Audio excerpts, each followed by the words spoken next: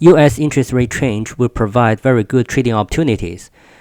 No matter it is going up or going down, it's going to impact a lot of instruments such as the US related Forex, US related futures index, and also the stock market.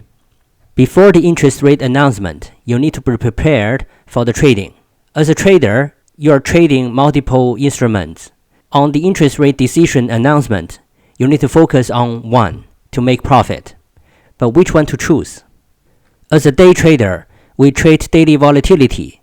So the larger movement, the better for us. From the screen here, we have the interest rate announcement on July the 27th, 2022.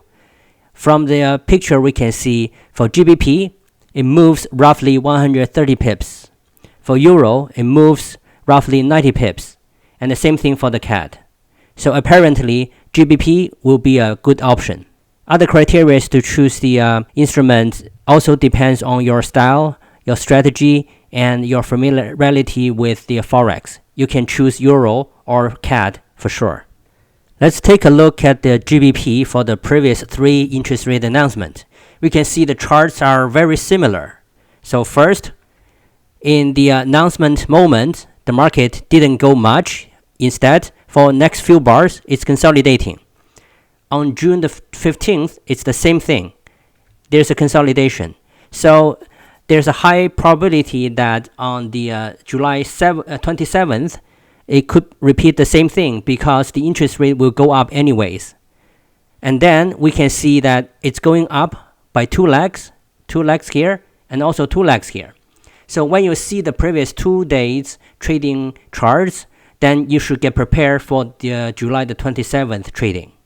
So on July the 27th, when you trade GBP, you should be prepared. First, in the 2 previous interest rate announcement dates, the interest rate went up and the chart went up. So we're expecting there's a high probability the market will go up. Second, the market will consolidate before going up. So right after 2 p.m. New York time, you won't see the market move right away. Third, we want to wait for the first leg breakout of the consolidation. And then we trade after the pullback, because the pullback could be deep if you enter at the trend bar.